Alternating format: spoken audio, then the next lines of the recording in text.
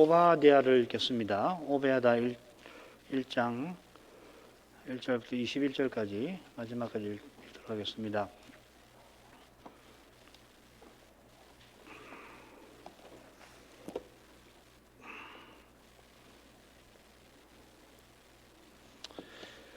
오바댜의 묵시라. 주 여호와께서 에돔에 대하여 이같이 말씀하시니라. 우리가 여호와께로 말미암아 소식을 들었나니 곧 사자가 열국 중에 보내심을 받고 이르기를 너희는 일어날지어다. 우리가 일어나서 그로 더불어 싸우자 하는 것이니라. 여호와께서 가라사대 내가 너를 열국 중에 미약하게 하였으므로 네가 크게 멸시를 받느니라. 바위 틈에 거하며 높은 곳에 사는 자여, 네가 중심에 이르기를 누가 능히 나를 땅에 끌어내리겠느냐 하니 너의 중심의 교만이 너를 속였도다. 내가 독수리처럼 높이 오르며 별 사이에 깃들일지라도 내가 거기서 너를 끌어내리리라. 나 여호와가 말하였느니라. 혹시 도둑이 내게 이르렀으며 강도가 밤중에 내게 이르렀을지라도 그 마음에 만족하게 취하면 그치지 아니하였겠느냐. 혹시 포도를 따는 자가 내게 이르렀을지라도 그것을 얼마쯤 남기지 아니하였겠느냐. 네가 어찌 그리 망하였는고. 에서가 어찌 그리 수탐되었으며 그 감춘 보물이 어찌 그리 수탐되었는고. 너와 약조한 자들이 다 너를 쫓아 변경에 이르게 하며 너와 화목하던 자들이 너를 속이고 이기며 내 식물을 먹는 자들이 내 아래 함정을 베푸니 내 마음에 지각이 없음이로다. 나 여호와가 말하노라. 그날에 내가 에돔에서 지혜 있는 자를 멸하며 에서의 산에서 지각 있는 자를 멸하지 아니하겠느냐. 드마나 내 용사들이 놀랄 것이라. 이로 인하여 에서의 산의 거민이 사륙을 당하여 다 멸절되리라. 내가 내 형제 야곱에게 행한 포악을 인하여 수욕을 입고 영원히 멸절되리라. 네가 멀리 섰던 날 곧 이방인이 그의 재물을 늑탈하며 외국인이 그의 성문에 들어가서 예루살렘을 얻기 위하여 제비 뽑던 날에 너도 그들 중 한 사람 같았었느니라. 네가 형제의 날 곧 그 재앙의 날에 방관할 것이 아니며 유다 자손의 패망하는 날에 기뻐할 것이 아니며 그 고난의 날에 네가 입을 크게 벌릴 것이 아니라 내 백성이 환난을 당하는 날에 네가 그 성문에 들어가지 않을 것이며 환난을 당하는 날에 네가 그 고난을 방관하지 않을 것이며 환난을 당하는 날에 네가 그 재물에 손을 대지 않을 것이며 사거리에 서서 그 도망하는 자를 막지 않을 것이며 고난의 날에 그 남은 자를 대적에게 붙이지 않을 것이니라. 여호와의 만국을 벌할 날이 가까웠나니 너의 행한 대로 너도 받을 것인즉 너의 행한 것이 내 머리로 돌아갈 것이라. 너희가 내 성산에서 마신 것 같이 만국인이 항상 마시리니 곧 마시고 삼켜서 본래 없던 것 같이 되리라. 오직 시온산에서 피할 자가 있으리니 그 산이 거룩할 것이요 야곱 족속은 자기 기업을 누릴 것이며 야곱 족속은 불이 될 것이요 요셉 족속은 불꽃이 될 것이며 에서 족속은 초계가 될 것이라. 그들이 그의 위에 붙어서 그를 살 것인즉 에서 족속에 남은 자가 없으리니 이는 여호와께서 말씀하셨음이니라. 남방 사람은 에서의 산을 얻을 것이며 평지 사람은 블레셋을 얻을 것이며 또 그들이 에브라임의 들과 사마리아의 들을 얻을 것이며 베냐민은 길르앗을 얻을 것이며 사로잡혔던 이스라엘의 무자손은 가나안 사람에게 속한 땅을 사르밧까지 얻을 것이며 예루살렘에 사로잡혔던 자 곧 스바라스에 있는 자는 남방의 성읍들을 얻을 것이니라. 구원자들이 시온 산에 올라와서 에서의 산을 심판하리니 나라가 여호와께 속하리라.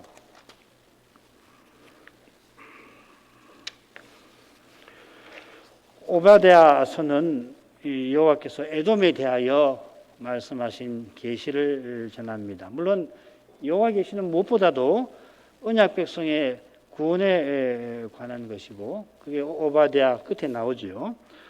여호와의 온전한 구원을 위하여 반드시 죄의 심판이 따릅니다. 그런 점에서 이 선지서는 에돔에 대한 에돔에 관한보다 대한 말씀입니다.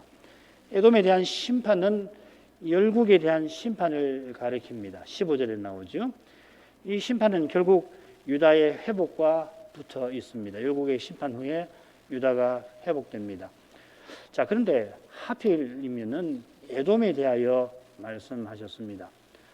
물론 오바댜는 에돔을 심판하는 그 이유도 10절부터 정확히 말하면 9절 하반절부터 14절에 구체적으로 언급합니다만은 아모스가 자기의 선지서 처음에 이스라엘 주변 나라들이 심판받을 일을 언급했던 점을 생각해 보면은 오베다를 여러 나라들 중에 이 오베다가 여러 나라들 중에 에돔을 특별히 언급한 의정이 있을 것입니다. 이것은 아모스 끝에 에돔의 남은 자가 라는 표현이 나올 뿐만 아니라 12 소선지서 중에 아모스서에 에돔이 유독 많이 나오는 것과 붙어 있을 겁니다. 이 소선지서를 연구해 보면은 바로 앞에 나온 책의 중요한 표현이 뒤에 나온 책에 곧잘 등장합니다. 예를 들면 이 요엘 끝에 여호와께서 시온에서 부르짖고 예루살렘에서 목소리를 바라신다 하는 표현이 끄트머리에 나오는데 그게 아모스 처음에 나왔죠. 1장 2절에 나왔죠. 12 소선지서가 이렇게 배열된 뜻이 뭘까 적절한 기회에 살필 수 있기를 바랍니다. 아모스와 이어지는 오바댜에 에돔이 연이어 중요하게 등장하는 이유가 뭘까요? 무엇보다도 오베랴 선지자의 활동 시기와 오바댜서의 작성 연대를 어떻게 보든지 몇 가지 견해가 있는데 아모스 시대와 다르니까 에돔이 오랫동안 북이스라엘, 이 아모스는 북이스라엘에서 말씀을 전하지 않았습니까? 오베랴는 남유다에서 전했는데 오랫동안 북이스라엘과 남유다의 나쁜 의미로 에돔이 중요한 국가였던 것을 알 수 있습니다. 우리는 이방인이라서 에돔이 모압과 암몬과 더불어 이 이스라엘 동남쪽 어딘가에 있고 에돔이 가장 남쪽에 있잖아요. 늘 이스라엘과 다투었다 하는 그런 인상이 있는 정도입니다. 그러나 오베랴 선지자가 말씀 전하던 시대로 돌아가면은 에돔은 언약 백성의 삶에 지대한 피해를 주는 존재입니다. 아울러서 에돔이 언약 백성을 대하는 태도, 그 교만인데 이 태도는 하나님께서 구속 역사를 이루어 가시는 길에 늘 방해하는 마귀와 세상과 육신을 잘 드러내는 그런 것입니다.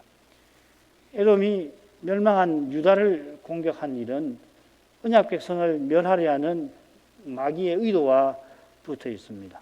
마찬가지로 오베다는 자기 시대의 문제를 다루고 있지만은 동시에 장차 오실 메시아와 그분의 나라를 전하고 있습니다. 이 오바댜는 아주 간략한 표제로, 가장 간략한 표제로 시작됩니다. 오베랴 1장 1절 상반절 오베댜의 묵시라 이렇게 되어 있습니다. 이 오바댜라고 하는 인물이 이 구약에 13사람 나옵니다. 대표적으로 아합 시대의 국내 대신이지요. 이 100명의 선자를 숨겨줬던 그 인물, 그리고 다윗의 자손 중에도 나오고 이사갈 지파의 족장도 나오고 이 레인 중에도 있고 굉장히 많이 있습니다. 다른 12사람은 그 보면은 가문이나 그 인간관계를 어느 정도 추측을 할 수가 있는데 아무도 오베랴 선지자와 관련 없는 것 같습니다. 물론 100명의 선지자를 불에 숨겼던 오베랴, 국내 대신 오베랴가 이 오베랴를 쓴 선지자라 하는 견해가 있기는 합니다. 아주 훌륭한 주석가 가운데 여러 사람이 이런 견해를 제출하고 있습니다만은 이어 다룰 이 오베랴의 기록 시기에 비춰봐도 이 견해를 받아들이기는 힘들 것 같습니다. 이 오베랴는 여호와의 이 종이라 하는 이름입니다. 혹은 여호와를 섬기는 자라고 번역하면 좋을 것입니다. 그처럼 오베랴서는 호세아, 아모스와 달리 선자의 활동 시기가 머릿말에 전혀 나오질 않습니다. 따라서 비슷한 요엘처럼 오베다도 선지서 내용을 통해서 선지자의 활동 시기를 살펴야 할 겁니다. 대부분의 학자는 그 시기가 주전 6세기라 봅니다. 유다가 망해서 바벨로니아에 포로 잡혀간 시기입니다. 그렇게 보는 근거는 오베다 1장 11절부터 14절입니다. 여기 보면 이방인이 예루살렘을 얻기 위하여 제비 뽑던 날에 너도 그들 중 한 사람 같았느니라. 유다 자손이 패망하는 날에 기뻐할 것이 아니며 이런 내용에서 추측할 수 있죠. 에돔이 그랬다는 것을 에가도 전하고 있습니다. 에가 4장 21절 22절 보면 우스 땅에 거하는 처녀 에돔아 즐거워하며 기뻐하려무나 자니 내게도 이를지니 네가 취하여 벌거벗으리라. 처녀 시온아 내 죄악의 형벌이 다 하였으니 주께서 다시는 너로 사로잡혀 가지 않게 하시리로다. 처녀 에돔아 주께서 내 죄악을 벌하시며 내 허물을 드러내시리로다. 일부 훌륭한 주석가들이 오베다의 이 기록 시기를 주전 9세기로 주장하긴 합니다. 이 아까 군대 대신으로 보는 거가 붙어 있죠. 그분들이 이 근거로 되는 여호람 시대에는 에돔이 배반하여서 유다의 수하에서 벗어나 독립한 사건이 있었습니다. 심지어 여호람이 병거를 이끌고 에돔을 치니까 그들이 도망하여 자기 장막에 들어갔다 하였습니다. 이것은 지금 오베다의 기록과는 어울리지가 않지요. 그래서 우리는 이 대부분의 사람들이 보는 대로 유다의 멸망 이후로 이 오베다의 활동 시기를 그렇게 잡도록 하겠습니다. 줄부리를 아주 간단하게 보겠습니다. 표제에 이어서 머릿말이 1절 하반절에 짧게 나옵니다. 그리고 이제 본론이 이어지는데 셋으로 나눌 수 있습니다. 2절부터 9절 상반절까지는 에돔의 심판, 여호와의 판결이 세 가지 판결이 나오고요. 그 다음에 9절 하반절부터 14절에 이 에돔의 죄가 역시 세 가지로 언급이 될 겁니다. 그리고 15절부터 21절까지는 여호와의 날에 있을 만국에 대한 심판과 이스라엘의 회복이 이 주제입니다. 앞에 쓰면 아모스나 요엘이나 같으지요. 머릿말로 가십시다. 1절 하반절은 전체 계시의 머릿말에 해당됩니다. 여호와의 심판의 그 장면을 묘사하고 있습니다. 주 여호와께서 에돔에 대하여 이같이 말씀하시니라. 우리가 여호와께로 말미암아 소식을 들었나니 곧 사자가 열국 중에 보내심을 받고 이르기를 너희는 일어날지어다. 우리가 일어나서 그로 더불어 싸우자 하는 것이니라. 이 머릿말이 1절 상반절 표제에 나오는 그 묵시의 이 내용일 겁니다. 이 묵시라고 하는 것은 오베다가 이상 중에 여호와께서 말씀하시는 광경을 본 것을 가리킵니다. 이 선자는 아주 특수한 인물인데 어떻게 특수한지 열왕기상 22장 19절 이하에서 확인할 수 있습니다. 내가 보니 여호와께서 그 보좌에 앉으셨고 이 선자가 지금 이상 중에서 하늘 의전을 보는 거죠. 하늘의 만군이 그 좌우편에 모시고 서 있는데 여호와께서 말씀하시기를 누가 아합을 꾀어 저로 길르앗 라못에 올라가서 죽게 할고 하시니 하니까 이 영이 내가 하겠습니다 이러지요.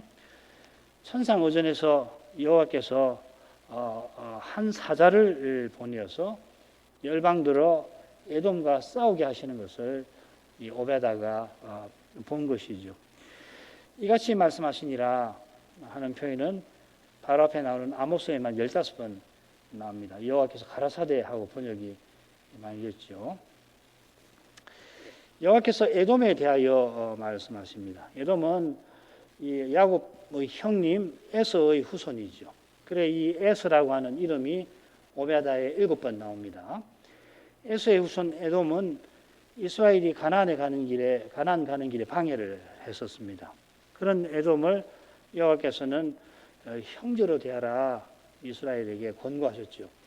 가나안 들어간 후에는 에돔과 이스라엘 사이에 전쟁이 이어졌고 마침내 다윗이 이 이스라엘을 대적하던 에돔을 정복하게 됩니다. 그러다가 이스라엘이 남북조로 나눈 후에 에돔은 여호람 시대의 독립국가로 섭니다마는 불과 얼마 지나지 않아서 유다 왕 아마샤 왕이 에돔을 다시 정복을 하게 됩니다. 그리고 또 얼마 지나지 않아서 유다 왕 아하스 때에 에돔이 유다를 공격하고 유다 백성을 포로로 잡아가기도 합니다. 이후 에돔은 유다처럼 아시리아와 바벨로니아의 침공을 받는 거죠. 주전 700년경 또 주전 580년 뭐 그런 경이죠. 유다가 바벨로니아에 망하고 예루살렘이 무너진 후에 주전 586년에 그런 일이 있는데 그 후에 에돔은 망한 유다를 공격합니다. 오베다스는 이 사건을 다룹니다. 여호와께서 에돔에 대하여 말씀하셨는데 우리가 여호와께로 말미암아 소식을 들었다 이렇게 이어집니다. 여기 이제 이 소식이라는 말은 선지자가 하늘 의전에서 받은 계시를 가리킵니다. 이사야 53장에 보면은 이걸 소식이라고 번역하지 않고 우리의 전한 것이라 이렇게 전한 것이라고 번역합니다. 이걸 로마서에서 인용할 때 똑같이 전한 것이라고 했는데 요한복음에는 어떻게 번역하냐면 우리에게 들은 바라 이렇게 표현합니다. 이게 이 말 자체는 본래 들은 것이라는 뜻입니다. 선자가 여호와께 듣고 그것을 전한 것인데 그래서 여러 번역에서 우리의 전한 것이라 또 우리에게 들은 것이라 이렇게 번역하지만은 선자가 들은 것을 전한 것이다 이렇게 이해하시면 됩니다. 자, 그런데 우리가 소식을 들었다고 합니다. 그러면 이 우리가 누굽니까? 알기 위해서 이 말씀과 아주 비슷한 말씀을 살필 필요가 있습니다. 예레미야 49장 14절입니다. 거의 비슷할 거예요. 이 우리하고 말하는 말만 주의하시면 됩니다. 내가 여호와에게로서부터 오는 소식을 들었노라. 사자를 열방 중에 보내어 이르시되 너희는 모여와서 그를 치며 일어나서 싸우라 하시는도다. 이 예레미야 49장도 에돔에 관한 말씀에서 나옵니다. 예레미야 49장 7절부터 22절까지 상당히 길죠. 이게 에돔에 관한 말씀입니다. 그 여기에 있는 나오는 말씀입니다. 대개 돌아가셔서 이 부분하고 오베다를 비교해 보면은 굉장히 내용이 비슷할 겁니다. 순서는 좀 달라요. 많이 다른데 내용은 같습니다. 여기서는 사자가 열방들어 에돔을 치라 이렇게 하죠. 근데 오베다에서는 사자가 열방에게 우리가 에돔과 싸우자 이렇게 되어 있습니다. 이 사자는 결국 여호와께로 말미암은 소식을 들은 우리에 속하는 사람이겠죠. 사자이겠죠. 이 우리가 들은 소식은 전할 소식이고 들은 우리는 선지자들일 것입니다. 그러니까 학자들은 이 오베다가 예레미야서를 이 내용을 가져왔나 아니면 예레미야가 오베다서를 가져왔나 뭐 그런 이야기를 하는데 문서로 보고서 오베다가 예레미야서를 뵙겠냐 아니면 이 예레미야가 오베다를 뵙겠냐 하는 논의가 있는데 중요한 것은 이 선지자는 하늘 의전에 가서 이상을 보는 사람들입니다. 범인들하고 다르죠, 그죠? 성신으로 하늘 의전에 나아가서 거기서 이루어진 일을 보고서 듣고서 기록한 거란 말이죠. 이렇게 보면은 좀 생각할 점이 있을 것 같아요. 예레미야는 내가라고 했고 오베다는 우리라고 했단 말이죠. 그래서 조금 생각할 점이 있는데 뭐 확실히 결론이 나지 않아서 말씀드리지 않겠습니다. 하여튼 그렇게 이해하고 계시면 됩니다. 그 다음 예레미야는 이 선지자로서 자기를 뭐라 그러냐면 여호와의 사신으로서 자기의 일을 열방을 파멸하고 건설하는 일이다라고 밝히죠. 예레미야 1장 처음에 10절에 보면 내가 오늘날 너를 여호와께서 예레미야를 열방 만국 위에 세우고 너로 뽑으며 파괴하며 파멸하며 넘어뜨리며 건설하며 심게 하였느니라. 이 선지자에게 이 열방을 파괴하고 다시 건설하게 하는 일을 맡기신 거죠. 이게 여호와의 일입니다. 여호와께 속한 일이죠. 여호와께서 열방 위에 계셔서 나라를 세우기도 하시고 서기도 하시고 무너지기도 하십니다. 그 일에 선지자를 쓰십니다.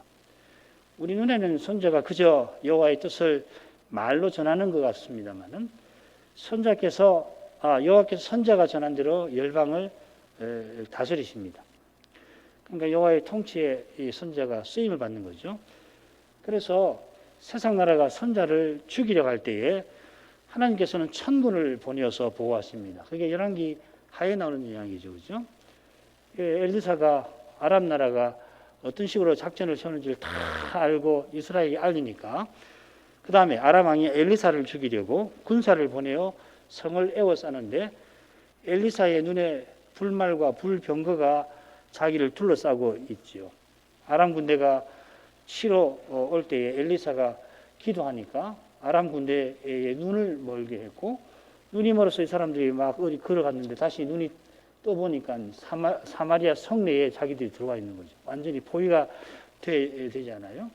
그래서 왕이, 이스라엘 왕이 그들을 아람 군대를 치려고 하니까 선지자가 그러지 말고 돌려보내라 하니까 그 후로 아람 군대가 다시는 이스라엘 땅에 들어오지 못했다, 그렇게 기록하고 있습니다. 놀라운 일이죠. 하나님께서 그 말씀하신 대로 이루시려고 때때로는 천군을 보내서 이 인간 군대로부터 이 엘리사를 보호해 주시기도 하는 거죠. 그처럼 엘리야가 바알 선지자와 싸워 이긴 것도 결국은 여호와께서 열방을 치신 것을 가리키는 겁니다. 여호와께서 말씀하신 대로 이루시는 까닭에 선지자가 받은 말씀을 전하는 일이 그렇게 능력이 있습니다. 그러니까 말씀이 하나님 말씀이죠. 그래서 능력이 그렇게 있는 것입니다. 이런 내용에 비춰서 우리가 일어나서 그로 더불어 싸우자 하는 것은 결국 선지자가 천상어전에서 들은 그 말씀을 선언하는 것을 가리키는 겁니다. 사자가 열국 중에 보내심을 받았다고 했는데 반드시 오베다가 열국에 실제로 가서 전한 것은 아닐 겁니다. 물론 요나는 니느웨에 가서 직접 가서 전하지요. 이게 중요하지요. 그건 뭐냐면 여호와께서 니느웨로 가지 않으려고 하는 요나를 직접 가게 하신 것은, 기어코 보내신 것은 그들을 구원코자 하시고 또 요나도 깨우치게 하시려고 그런 것이죠. 그처럼 이 선지자가 열국에 직접 가서 일어나 에돔과 싸우라고 전한 건 아닙니다. 마찬가지로 오베다가 에돔의 죄를 책망하는 것도 반드시 에돔에 가서 한 일이라 단정할 것이 없습니다. 에돔의 심판에 관한 이 말씀은 누구보다 언약 백성을 위한 것입니다. 특별히 이 선지자의 말씀을 겸손히 듣는, 이 예루살렘이 멸망한 이후에 그 백성들을 위해서 이 말씀을 전하는 거잖아요. 그 다음 본론으로 가죠. 처음 부분이 에돔의 심판의 부분인데 셋으로 나눌 수 있습니다. 세 개의 판결이라고 할 수 있습니다. 첫 번째 판결이 2절부터 4절이고, 둘째 판결이 5절부터 7절, 셋째 판결이 8절부터 9절 상반절까지 이렇게 나눠볼 수 있습니다. 먼저 2절부터 4절을 읽겠습니다. 여호와께서 가라사대 내가 너를 열국 중에 미약하게 하였으므로 네가 크게 멸시를 받느니라. 바위 틈에 거하며 높은 곳에 사는 자여, 네가 중심에 이르기를 누가 능히 나를 땅에 끌어내리겠느냐 하니 너의 중심의 교만이 너를 속였도다. 네가 독수리처럼 높이 오르며 별 사이에 깃들일지라도 내가 거기서 너를 끌어내리리라. 나 여호와가 말하였느니라. 앞뒤로 여호와께서 에돔을 심판하실 일이 나오죠. 2절과 4절에. 그리고 중간에 에돔이 심판을 피하지 못하는 이유, 에돔의 교만이 3절에 나옵니다. 2절 처음에 여호와께서 가라사대 했는데 원문에 없는 표현입니다. 아마 여러분 갖고 계신 성경에 작은 글씨로 적혀 있을 겁니다. 요즘 성경은 그 구분 없이 이 글자 크기를 똑같이 하는데, 예전에 오래 된 성경들을 보면은 이 성경에 없는 말을 집어넣었을 때는 그걸 작은 글씨로 써나와요. 그래서 이 여호와께서 가라사대 1장 2절 처음에는 없는 말입니다. 1절에도 그렇습니다. 1절에도 사자를 보내 이르시되 할 때도 거기도 없는 말입니다. 그러니까 1절 끝에 나오는 사자의 전언과 구분하려고 없는 표현을 넣어서 이해를 돕는 거죠. 이건 여호와의 말씀이다라고 하는 거죠. 여호와께서 에돔을 열국 중에 미약하게 하셨습니다. 미약하게 하실 거다 하지 않고 하셨다 합니다. 4절을 보면 에돔의 심판은 여호와께서 이미 하신 일이 아니라 장차 하실 일이죠. 끌어내리리라. 장차 하실 일이지만은 반드시 하실 거고, 또 선지자의 묵시로 이미 보이신 것이라 이렇게 표현을 하는 겁니다. 하나님께서 뜻하셨으면 이미 일어난 거나 다름없습니다. 에돔이 받는 심판은 열국 중에 미약하게 되는 겁니다. 이 미약하게 된다 하는 말이 아모스에 2번 나오는데 에돔이 열국 중에 보잘것없게 된다는 것입니다. 미약하게 되는 것을 이어서 뭐라고 표현하냐면 크게 멸시받는 것이라고 표현합니다. 이 멸시받는다는 표현이 에서의 사건에 아주 인상 깊게 나옵니다. 에서가 사냥에서 돌아와서 배가 고파가지고 있는데 야곱이 팥죽을 주면서 장자권을 내게 파시오 하죠. 그러니까 에서가 내가 죽게 되었으니 이 장자의 명분이 내게 무엇이 유익하리요 하고서는 팥죽 한 그릇에 장자권을 팔아버립니다. 모세는 뭐라고 평가하느냐면 에서가 장자의 명분을 경홀히 여겼다. 이 같은 말입니다. 멸시당한다는 말하고 같은 말입니다. 에서가 장자권을 경홀히 여겼는데 에서의 자손 에돔이 크게 멸시받을 것이다 했습니다. 무슨 말이냐면 그들이 에서같이 살았다 하는 말입니다. 그래서 이 멸시를 당하는 거다. 여호와의 이 거룩한 복을 멸시하여서 에서가 그렇게 된 것처럼 에서의 후손도 그렇다는 이야기죠. 그죠? 그게 3절에 나옵니다. 3절은 사실 이 교만이라는 표현으로 시작됩니다. 너의 중심의 교만이 너를 속였도다. 바위 틈에 거하며 높은 곳에 사는 자여. 이 개정개혁은 그렇게 번역을 잘 해놨습니다. 이 교만은 뭐냐면은 여호와께서 세우신 제사장과 재판장의 판결을 거부하는 태도에 사용이 됩니다. 사람이 만일 천자이하고 이 천자이란 말이 교만이란 말입니다. 네 하나님 여호와 앞에 서서 섬기는 제사장이나 재판장을 듣지 아니하거든 그 사람을 죽여 이스라엘 중에서 악을 제하여 버리라. 이 악이라는 말하고 같은 말인 거죠. 이스라엘을 허물게 하는 악인 거죠. 하나님의 거룩한 권위를 짓밟는 태도인데 이 교만이 무엇보다 유다를 멸망시킨 바벨로니아에게 나타났습니다. 예레미야 50장 31, 32절에 보면 이 바벨로니아를 교만한 자라 부릅니다. 여호와께서 바벨로니아를 자기 막대기로 써서 자기 백성을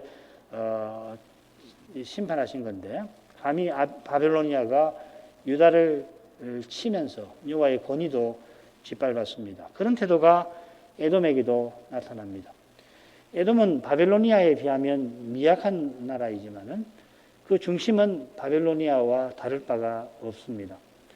하나님의 거룩한 영광 앞에 서지 아니하는 인간은 누구나 교만합니다. 큰 힘을 가지면 누구든지 바벨로니아의 느부갓네살처럼 교만합니다. 에돔 왕도 겉으로는 뭐 그리 내세울 것이 없어서 느부갓네살처럼 하지는 못해도 속으로는 느부갓네살처럼 자기 영광에 취했던 것입니다. 인생이 하나님 앞에 아무것도 아니라고 하는 것을 깨닫고서 사람 앞에서도 겸손한 이것이 실로 복된 일일 것입니다. 너의 중심의 교만이 너를 속였다 하신 것처럼 사람이 스스로는 자기가 누군지를 모릅니다. 남에게 없는 무엇이 있으면은 그게 내 것이라 착각합니다. 결코 자기 것 아닙니다. 여전히 하나님의 것입니다. 내놓으라고 그러시면은 별 수 없이 빼앗아 가십니다. 가져가 버리십니다. 오늘 아무리 장담해서 이건 내 것이다. 영원이라도 내가 소유할 거라고 자랑하지만은 하나님께서 그날 그 밤에 그 생명을 가져가시면 그에 가진 모든 것은 다 없어지고 마는 것 아닙니까? 이보다 분명한 진리가 없는데도 교만한 사람은 이 진리를 모릅니다. 진리를 모르니 속을 수밖에요. 말씀의 빛 가운데 있으면 속지 아니합니다. 이 속이다는 표현이 이 마귀가 뱀이 하와를 유혹할 때 사용한 그 말입니다. 하와가 뱀의 유혹에 넘어간 결정적 이유가 하나님 말씀을 제대로 깨닫지 못한 데 있지 않습니까? 바위 틈에 거하며 높은 곳에 사는 자라는 표현은 말 그대로 에돔이 산악 지역에 있고 그래 적군의 공격에 안전한 그 사실을 가리킵니다. 게다가 에돔은 고대의 중요한 두 도로가 관통하는 곳이라 경제도 부유했습니다. 한 도로는 그 유명한 왕의 대로입니다. 이 왕의 대로는 협곡과 비옥한 지역을 통과하는 길입니다. 또 한 도로는 이름이 제가 찾아봐도 이름을 찾지 못했는데 비옥한 지역의 가장자리를 지나는데 협곡이 없는 평탄한 길입니다. 경제도 부유하고 국방도 튼튼하니까 에돔이 마음이 높아졌던 것입니다. 누가 능히 나를 땅에 끌어내리겠느냐. 이것은 난공불락 같은 바위 요새에서 외적을 방어하는, 외적의 침입을 물리치는 것을 가리킵니다마는 그러한 교만한 태도로 유다 백성을 공격할 만큼 감히 하나님을 대적하는 것도 가리킬 겁니다. 교만은 그저 사람에 대한 죄가 아니라 하나님에 대한 죄입니다. 그처럼 모든 죄가 하나님을 대적하는 것이니 죄의 본질은 교만이라 할 수 있습니다. 에돔의 교만이 하나님을 대적하는 것이라 하는 사실이 독수리처럼 높이 오르며 별 사이에 깃들인다 하는 표현에 잘 드러납니다.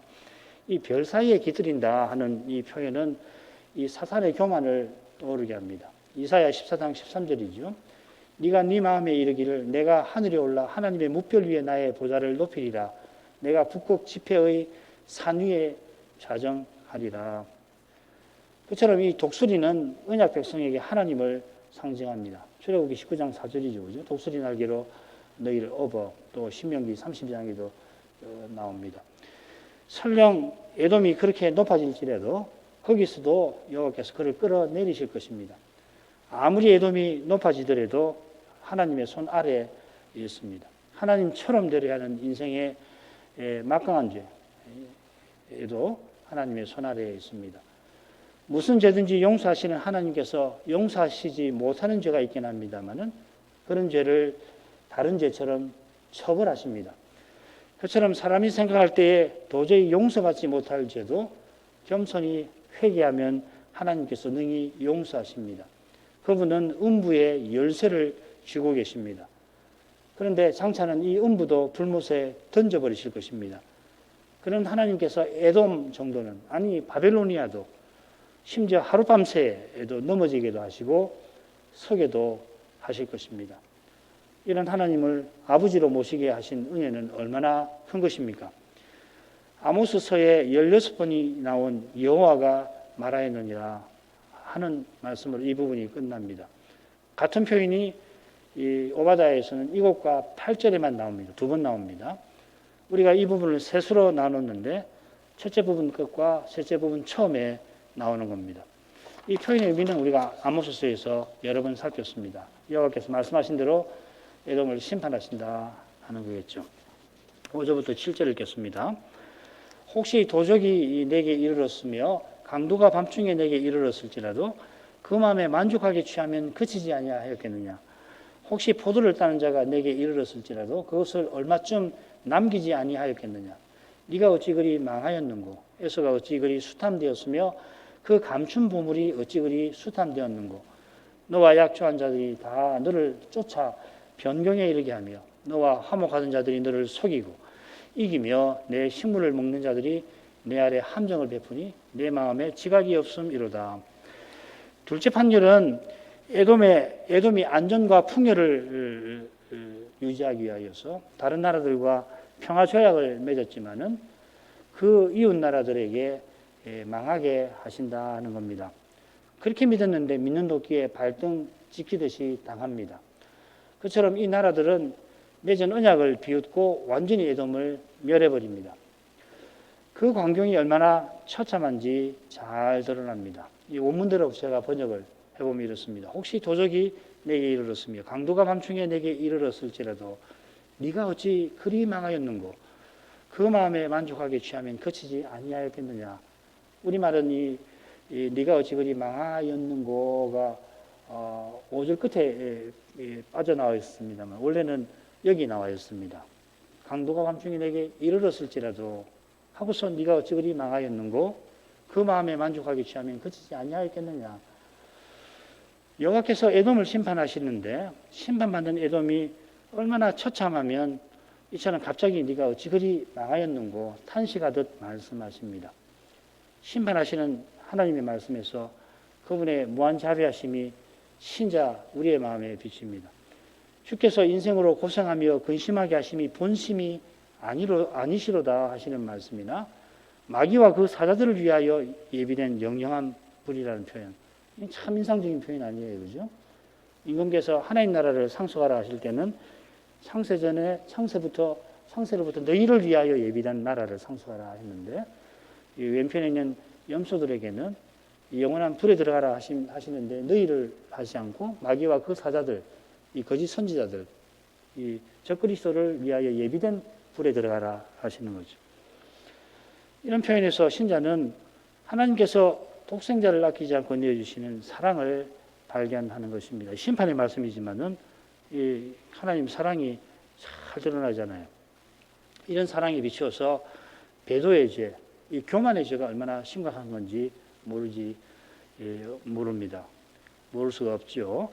강도가 억지로 빼앗아가는 것은 에돔의 심판을 묘사하는 데 적절하게 보입니다만은 포도 따는 자가 이르러 얼마쯤 남기는 것은 조금 다른 느낌을 갖게 합니다.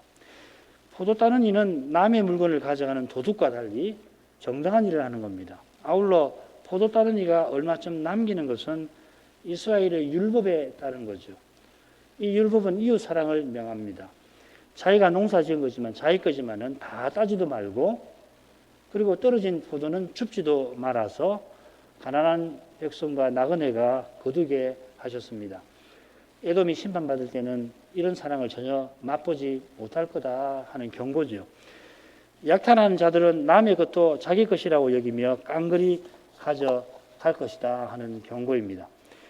이웃 나라가 에돔을 수탐할 것입니다. 이 수탐한다는 말이 아모스에 나오는데, 여호와께서 베델 성소가 무너진 데서 용케 도망하여서 갈멜산 꼭대기에 숨은 자를 찾아낼 것이다. 내가 그를 찾아낼 것이다 하셨습니다. 그처럼 이웃 나라가 에돔의 감춘 보물을 샅샅이 찾아내어 가져갈 것입니다. 이 감춘 보물이라는 말이 참 재미있는데, 이 말이 구약 전체 여기만 나옵니다. 그런데 이 낱말에는 뭐가 있냐면은 신들의 거처라는 표현이 나와요. 그러니까 어떤 사람이 신들의 거처에 살아갈 수 없지 않습니까? 어떤 사람도 가까이 가지 못할 그곳에 있는 물건이니까 아무도 빼앗지 못하는 것입니다만은 그런 것까지 에돔이 빼앗길 겁니다. 하나님께서 그런 참상을 겪게 하신다는 겁니다. 통상적으로는 그 빼앗길 수 없는 건데 하나님께서 다 가져가게 만드신다 이 말이죠. 에돔의 참상은 노아 약조한 자들에게 쫓기고 속임당하는 데 있습니다. 에돔과 약조한 자들이 바벨로니아나 아람인을 가리킨다는 주장이 있긴 합니다만은 꼭 그렇다고 단정하기는 어렵습니다. 이게 지금 예언이니까 이 에돔이 이 사건 이후에 바벨로니아에 망하게 되는 것도 막 가리키지만 궁극적으로는 이 만국의 심판 그리고 그 너머를 가리키는 예언이거든요. 단정하기는 어렵습니다. 약조한 내용은 화목입니다. 쉽게 말해서 이 평화조약이죠. 이 화목, 샬롬이라고 이 원문에 샬롬이라고 우리 모두가 아는 낱말이죠. 평화조약이라는 말입니다. 그러니까 서로 공격하지 말자는 거고, 공격당할 때 서로 돕자 하는 이 국제적 약속, 조약이죠. 에돔과 약조한 자들이 너를 쫓아 변경에 이르게 한다. 너를 쫓아내어서 변경에 이르게 한다 했는데, 이게 조금 미묘한 표현입니다. 이것은 너와 화목한 자들이 너를 속인다 하는 것과 짝을 이루어 나오죠. 너를 쫓아낸다 했는데 이 낱말이 쫓아낸다는 뜻으로 쓰이지 않아요. 보통 무슨 말이냐면 사람을 보낸다, 이 사자를 보낸다, 사람을 보낸다 하는 말입니다. 샬라흐라는 말입니다. 자, 이걸 고려해 보면은 어떤 내용이냐면 이런 것 같아요. 에돔이 적국의 공격을 받는 처지에 도움을 청하러 이 조약국의 사신을 보냈습니다. 국경 너머로 보내는 거 아닙니까? 그런데 이 조약국들이 속임수를 써서 아무런 도움을 주지 않고 에돔의 사신을 에돔 국경으로 보내는 것을 가리키는 것 같습니다. 그러니까 이 핵심이 뭐냐면은 에돔이 믿는 이 조약국에게 속임을 당해서 아무런 도움을 받지 못한다 이 말이죠, 그죠? 더구나 이 조약국들은 오히려 에돔을 이깁니다. 친구인데 원수로 돌변해서 약해진 에돔을 공격해서 정복해 버립니다. 내 식물을 먹는 자는 조약을 맺고 함께 식사하는 풍습과 붙어 있지요. 결국 이 표현은 약조한 자들, 화목한 자들과 같은 낱말입니다. 친구가 되어서 서로 도와주기로, 어려울 때는 서로 도와주자 해놓고서는 리알의 함정을 베푼다 했습니다. 도와주는 척하고서는 위험에 빠뜨리는 겁니다. 이것이 국제정치의 비정한 면을 보여주긴 합니다만은 우리 현대인이 생각하는 것보다 훨씬 이 조약을 중시하는, 오늘날에도 국가 간에 맺은 조약을 중시하긴 합니다만, 고대인들은 현대인이 상상하기 어려울 정도로 이 조약을 중요하게, 목숨처럼 중요하게 생각합니다. 그걸 어기면은 말하자면 죽임을 당한다는, 신의 저주를 받는다는 그런 정도로 중요하게 여겼거든요. 그러니까 이 비정한 정도가 아닙니다. 이 참혹한 정도입니다. 왜 이렇게 참혹하게 당하느냐 하면 하나님의 준엄한 심판을 받아서 그런 겁니다. 에돔이 이런 일을 당하는 것은 네 마음에 지각이 없는 사실에 있습니다. 에돔이 마음에 지각이 없는 것은 교만하기 때문입니다. 교만보다 미련한 게 없습니다. 잠언 26장 12절 말씀이죠. 네가 스스로 지혜롭게 여기는 자를 보느냐. 그보다 이 스스로 미련한, 지혜롭다고 여기는 그 사람보다 미련한 자에게 오히려 바랄 것이 있느니라. 미련한 자는 뭐 도무지 미련을 벗어 던지지 못한다고 이 잠언에서 이야기하잖아요. 스스로 지혜롭게 여기는 교만은 그보다 더 열악합니다. 교만한 사람은 자기 힘과 꾀를 자랑합니다.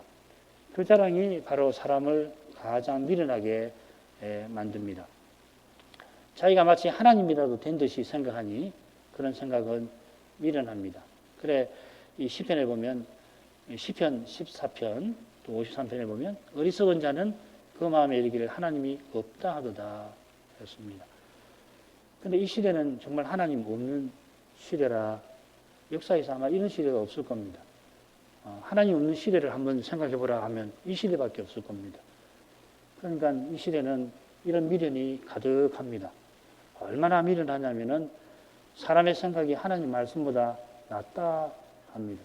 이게 안 믿는 사람의 입에서, 교회 밖에서 나오는 말이 아니라 교회 안에서 버젓이 나오는 말입니다. 얼마큼 하죠? 오베다 선지자는 예루살렘이 무너지는 때에 에돔이 힘없는 이스라엘을 공격한 사건에 대한 하나님의 계시를 받아 전하고 있습니다. 에돔은 악한 자 마귀가 가장 바라는 그런 일을 행한 것입니다. 그 일은 지상에서 하나님의 백성, 교회를 말살하는 겁니다. 이것이 그가 하나님과 적그리스도를 대적하는 핵심 내용입니다. 에돔이 이런 악한 죄를 범하는 것은 그의 중심에 교만에 있습니다. 이사야는 마귀의 죄가 바로 이 교만에 있다고 지적했는데 에돔도 그 교만에서 감히 하나님 백성을 없이하려 한 것입니다. 이런 죄는 하나님께서 가만두지 아니하였습니다. 장차 에돔만 아니라 마침내 만국도 심판하십니다. 만국의 심판은 마귀의 교만이 장차 온 세상에 가득할 것을 암시하기도 합니다. 주님께서 장차 마귀가 반드시 결박에서 풀려나서 적그리스도가 하나님과 그리스도를 대적하여 자칭 신이라 할 것입니다. 그 일이 있기 위해서 먼저는 온 세상에 배도의 물결이 뒤덮을 것이다 하셨습니다. 이 배도는 하나님 말씀의 권위를 거부하는 것과 딱 붙어 있습니다. 이보다 교만한 것이 없습니다. 지금 온 세상에서 사람의 생각을 성경보다 낫다는 생각이 성경보다 낫다는 주장이 쟁쟁합니다. 그러니까 신자도 이런 소리를 자꾸 들으면은 그런가 해지는 거죠. 정말 무서운 시대예요. 이런 교만은 하나님이 반드시 벌하십니다. 이런 시대를 살아가는 교회에게 가장 절실한 것은 하나님의 거룩한 영광을 예배에서 뵙고 참으로 겸손해져서 간절히 하나님 은혜를 구하는 그것입니다. 하나님의 거룩한 영광을 뵙지 아니하면 그 누구도 교만의 유혹을 떨쳐내지 못할 것입니다. 교만하면 스스로 속습니다. 자기가 무슨 생각과 말과 행동을 하는지 모르게 됩니다. 오직 말씀의 거룩한 빛 가운데에서만 이 시대를 분별하고 또한 이길 진리를 발견합니다. 이런 진리를 베풀어 주시도록 은혜를 구하겠습니다. 신학교와 신학생들 위해서 특별히 내일 15일인데 목사고시 두 번째 시험이 있습니다. 시치를 위해서 기도해 주십시오. 같이 기도하겠습니다. 걸어가신 아버지, 오베다서를 공부할 수 있는 기회 주셔서 감사드립니다. 구약에서도 가장 짧은 성경책인데 거기 담긴 계시는 실로 깊고 넓습니다. 5분이면은 아주 찬찬히 이 성경책을 처음부터 끝까지 읽을 수 있지만은 오베다 선지자는 평생 믿음으로 살고 거룩한 직분에 부르신 이후로 그 직분을 다 할 때까지 이 성경책 하나를 온 힘을 다하여 기록한 줄 압니다. 선자가 어떤 심정으로 받은 계시를 이 성경책에 담았는지, 그가 성신에 이끌려서 천상의절에 나가 묵시를 통하여 여호와께 받은 그 계시가 평생 그의 마음에 얼마나 생생하게 움직였었는지 저희로서는 다 헤아릴 길이 없습니다. 다만 선자의 이 심정을 헤아리게 하시는 만큼 저희도 평생 날마다 주님의 말씀을 가까이 하게 하시고, 그 말씀이 비록 짧은 부분이나마 우리의 마음에서 짧은 말씀이라도 떠나는 때가 없기를 간절히 구합니다. 말씀이 우리 속에서 다름질하여 거룩한 빛이 우리 영혼에 늘 비치게 하심으로 그 빛의 인도를 받아 더욱 하나님을 가까이 하며 그 뜻을 깨닫고 받들며 살아가기를 구합니다. 오베다 선지자는 에돔이 예루살렘 멸망 이후에 행한 죄가 그의 교만에서 나왔다고 교훈합니다. 똑같은 교훈이 예루살렘을 무너뜨린 바빌로니아와 그 왕 느부갓네살에게 그 교만이 있었던 것을 성경은 교훈합니다. 그가 하나님의 도구 막대기에 불과하지만은 하나님께서 주신 권세로서 구약교회를 짓밟고 그의 마음을 높였습니다. 예루살렘을 무너뜨리기 전에 이상 중에 거대한 신상을 그가 보고서도 그 뜻을 깨닫지 못하였을 때 자기를 섬기던 제국의 박사들을 협박하여서 그 꿈과 그 뜻을 내놓지 않으면 모두 죽여버릴 거다 경고할 만큼 역사상 이 느부갓네살만큼 강한 권력을 행사하던 이가 없었습니다. 그런 그에게 약관의 다니엘 선지자가 하나님의 계시를 전하였을 때 그는 입 밖에 내지 아니한 자기 꿈까지 소상히 언급하던 그 어린 다니엘에게, 신하 다니엘에게 엎드려 절하며 우리 믿는 하나님을 모든 신의 신이라고 높였습니다마는, 그러나 곧이어 투라 평지에 금으로 60규빗의 높이, 6규빗의 너비로 거대한 신상을 만들며 그 신상 앞에 천하 만민이 그 앞에 절하게 만들었습니다. 그 신상은 다니엘이 해석한 그 신상의 머리에 금, 곧 바빌로니아와 느부갓네살 자신을 확대하여 만든 것인 줄 압니다. 다니엘이 바빌로니아에 새 제국이 이어 등장할 것이라 예언했지만은 그는 왕들을 세우시고 폐하시는 하나님의 계시를 무시하며 자기의 제국이 영원할 것이라 장담하면서 자기를 신처럼 경배하라 하였습니다. 그러한 교만을 여호와께서 또 꺾으셨지만은 다시금 그는 교만의 태도를 보였고 그런 그를 여호와께서는 마침내 짐승처럼 살도록 만드셨습니다. 느부갓네살의 교만에서 인생의 죄가 얼마나 심각하고 중대한지 드러납니다. 에돔이 당대의 대제국에 비하면 실로 미약했지만은 그러나 에돔 왕은 그 마음에서는 느부갓네살과 다를 바가 없었습니다. 그처럼 인생은 누구든지 이러한 교만을 스스로는 벗어나지 못합니다. 그러한 교만을 마귀는 얼마든지 악용합니다. 마침내 재림 직전에 마귀는 적그리스도를 통하여 온 세상을 이런 교만에 떨어지게 할 것입니다. 적그리스도가 스스로 신이라 부르는 그때에 온 세상은 그를 참으로 추종하면서 하나님과 그리스도를 대적하고 그리하여 주님의 교회를 이 세상에서 말살하려 할 것입니다. 이 두려운 때를 향하여 이 시대가 점점 나아가고 있습니다. 이런 시대에 저희가 어떠한 심정과 태도를 취해야 하는지 사도에게서 배웁니다. 사도가 나를 본받는 자 되라 한 대로 모든 시대의 교회와 신자가 사도처럼 오직 그리스도를 전부로 삼아야 할 것입니다. 특별히 우리 시대에 이런 순수한 신앙은 무엇보다 절실하고 가장 절실하게 되었습니다. 주님이여 저희가 사람의 깨와 힘을 언제든지 부인하게 하시고 하나님의 지혜와 능력이신 그리스도만을 전심으로 의지하게 하옵소서. 조금이라도 사람의 꾀로서 하나님 뜻을 이루려 하는 이 미련한 데에서 벗어나도록 말씀의 거룩한 빛을 간절히 구하게 하옵시고 예배에서 하나님의 영광을, 그 거룩한 영광을 뵙게 해 주옵소서. 이처럼 기도하는 이들의 기도를 꼭 들어주시고 그들을 이 시대의 주님의 거룩한 뜻에 꼭 써주시기를 이제도 구합니다. 예수님의 이름으로 기도합니다. 아멘.